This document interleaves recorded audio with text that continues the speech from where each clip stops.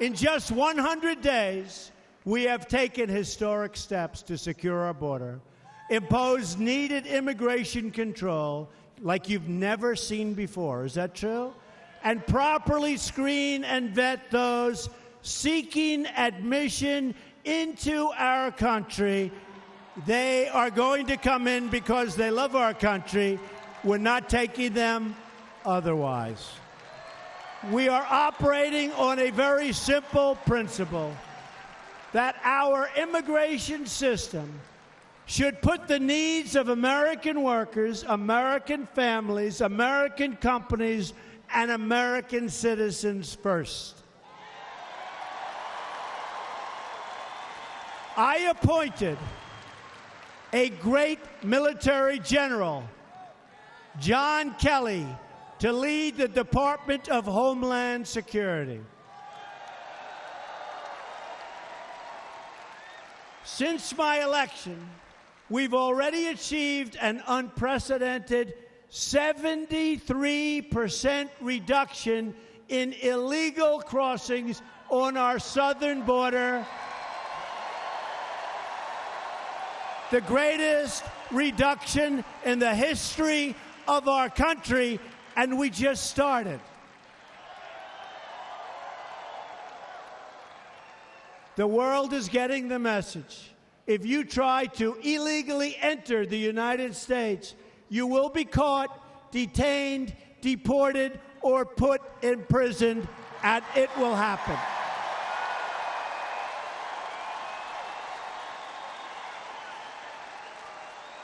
As I campaigned across the nation, I met with the grieving mothers and fathers of children who had been killed, viciously killed, violently killed by illegal immigrants.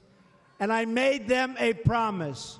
We will protect American lives. Your family member will not have died in vain.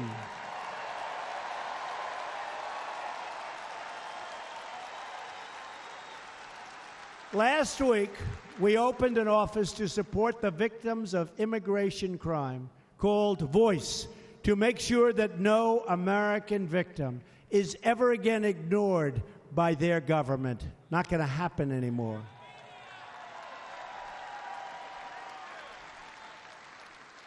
And many people are now talking, as I just said, and using this tremendous early progress on the border to say we don't need the kind of safety that we really do need, including the wall. We need safety. We need cameras. We need all of the things that we're going to be putting in, and we need the wall. And we will build the wall as sure as you are standing there tonight. We need the wall.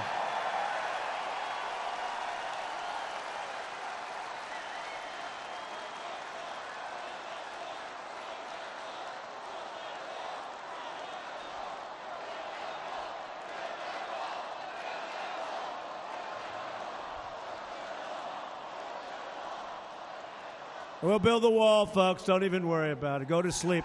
Go home, go to sleep, rest assured. That's the final thing. We need it. We need it.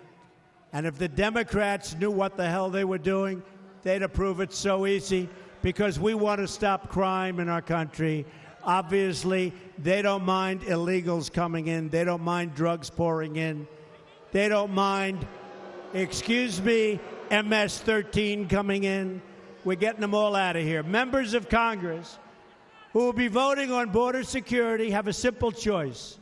They can either vote to help drug cartels and criminal aliens trying to enter the United States, like, frankly, the Democrats are doing, or they can vote to help American citizens and American families be safe. That's the choice.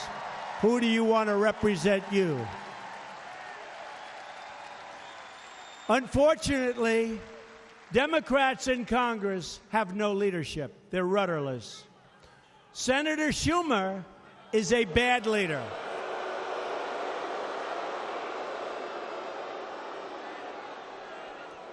I've known him a long time. Senator Schumer's a bad leader, not a natural leader at all. He works hard to study leadership. When you have to study leadership, you got problems.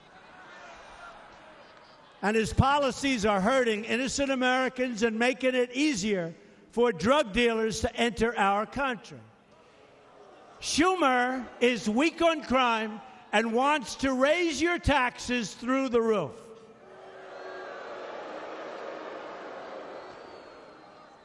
He is a poor leader, known him a long time, and he's leading the Democrats to doom. It's sad to see for our country what's happening to the Democrat Party. At the heart of my administration's efforts to restore the rule of law has been a nationwide crackdown on criminal gangs, and that means taking the fight to the sanctuary cities that shield these dangerous criminals from removal.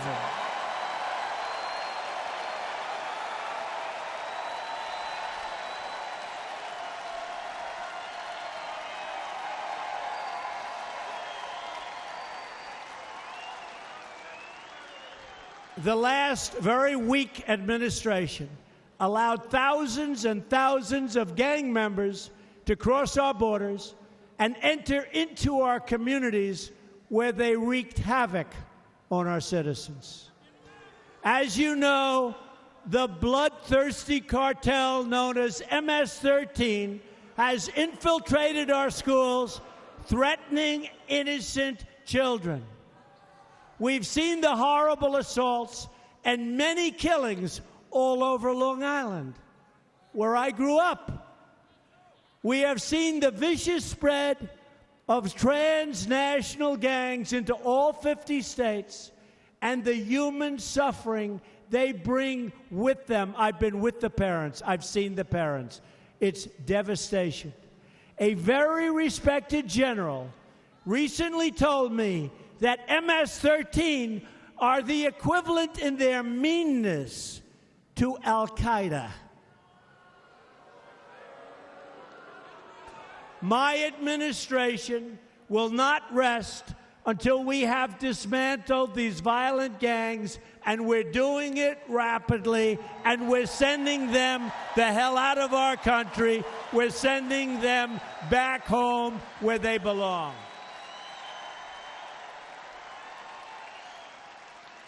One by one, we're finding the illegal immigrant drug dealers, gang members, and killers, and removing them from our country. And once they are gone, folks, you see what we're doing, they will not let them back in. They're not coming back.